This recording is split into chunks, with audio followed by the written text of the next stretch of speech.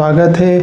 आज मैं आपके सामने ज़िंदगी की एक ऐसी सच्ची कहानी लेकर आया हूँ जिससे हमको प्रेरणा मिलती है कि ज़िंदगी की भागम भाग में, ज़िंदगी की चाह में हम अपने आप को भुलाते जा रहे हैं और उससे हम उस चाह से, उस इच्छा से हमको दुखी और वो इच्छा हमें ले जाती है।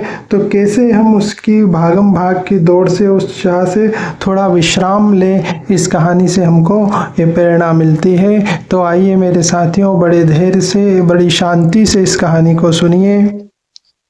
एक राजा अपने गुरु के पास जाता है और गुरु के पास जाकर बोलता है कि हे गुरुदेव, मुझे कुछ ऐसा उपाय बताइए कि जिससे मैं सदा अमर हो जाऊं, मैं सदा के लिए अमर हो जाऊं, कभी मृत्यु को प्राप्त ना हो। तो उसके गुरुदेव कहते हैं कि बड़ा सरल उपाय है। जो तुम्हारे राज्य की सीमा है, उस सीमा के पास एक झरना बहता है, उस झरने का तुम पानी पी लो तो तुम सदा के लिए अमर हो जाओगे।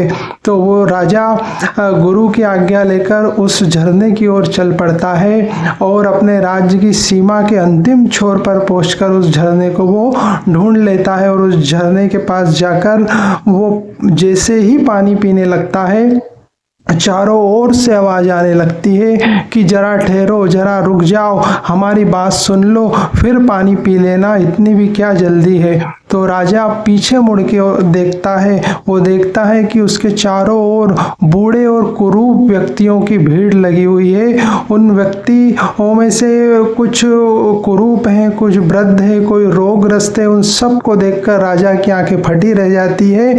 वो वृद्ध लोग, वो दुर्बल लोग, वो कुरूप लोग उस राजा से बोलते हैं कि हमने भी यही गलती की, हमने भी इस झरने का पानी पीकर सदा के लिए हम अमर हो चुके हैं, हमको मृत्यु नहीं आती है, हम बीमार हो जाते हैं, हमारा शरीर दुर्बल हो जाता है, नस नाड़ियां कमजोर हो गई है, पर हमें मृत्यु नहीं आती। हम पहाड़ से गिर जाते हैं, हमारी हड्डियां टूट जाती है, खून से लथपथ हो जाते हैं, पर मृत्यु नहीं आती। हम जहर खा लेते हैं, सुस्त हो जाते हैं, पर मृत्यु नहीं आती, क्योंकि हमने इस झरने का पानी पी लिया है। हमने अपने हाथ से अपने अभाग को निमंत्रण दिया, हम अपने हाथ से अभागे हो गए हैं। ईश्वर की कृपा है कि लोग मर जाते हैं। उनकी बात सुनकर राजा का हृदय धक्सा रह गया और वो भागा वापस अपने गुरु के पास आया और गुरुदेव से बोलने लगा कि वहाँ जो लोग थे मुझसे कह रहे थे कि हम बीमार हो जाते हैं पर मरते नहीं, पहाड़ों से गिर जाते हैं, हड्डियां टूट जाती है पर मरते नहीं, जहर खा लेते हैं पर मरते नहीं,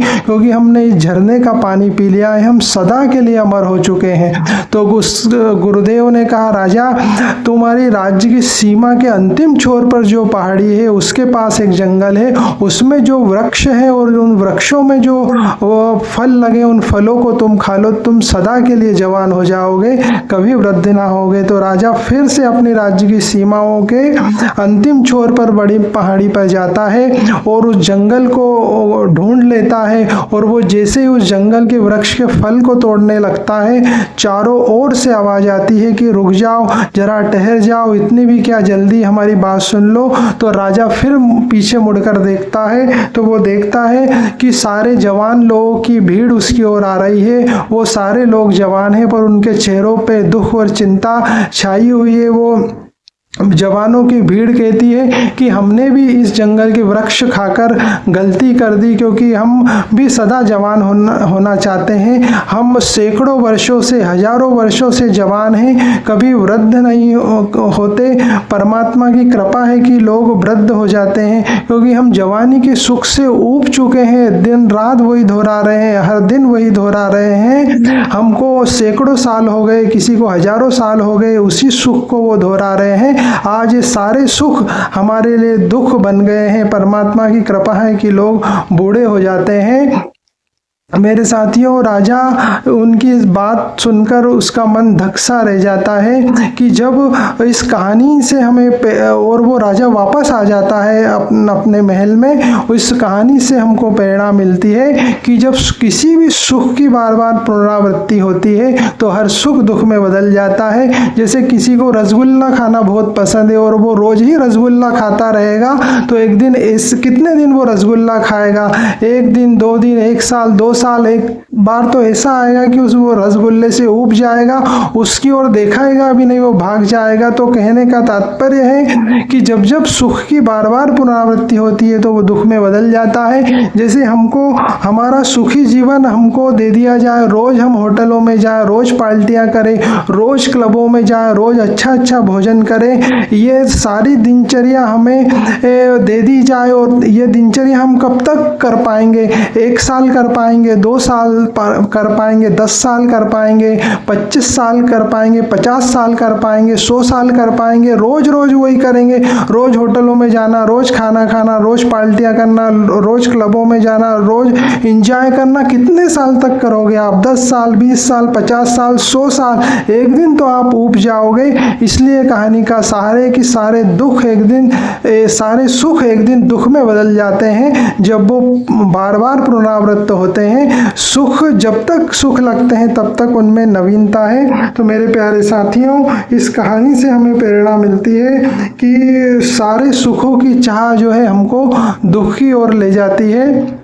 मेरे प्यारे साथियों, मुझे बहुत अच्छी लाइनें याद आ रही है कि इस लाइन से हमें इस कहानी का सार प्राप्त होता है कि हम जो ईश्वर करता है वो अच्छे के लिए करता है, उसका धन्यवाद दीजिए। उसकी कृपा है कि लोग बूढ़े हो जाते हैं, उसकी कृपा है कि लोग मर जाते हैं, क्योंकि बूढ़े होने की अपना सुख है, मरने का अपना सुख है, क्योंकि मरने के बाद ही हम दूसरा जन्म पाते हैं, हम नवीनता पाते हैं। और सुख जब तक ही सुख है जब तक उनमें नवीनता है। इसलिए ईश्वर को धन्यवाद दीजिए कि हम वृद्ध हो जाते हैं, हम मर जाते हैं, और उसकी ये कृपा ही है। मुझे बड़ी सुंदर लाइनें याद आ रही है कि हमारी न आरजू है न कोई जुस्तजू है, हमारी न कोई आरजू है न कोई जुस्तजू है, जिस हाल में रख दे वो तेरी रजा है, जिस हाल में रख दे वो तेरी रजा है। धन्यवाद।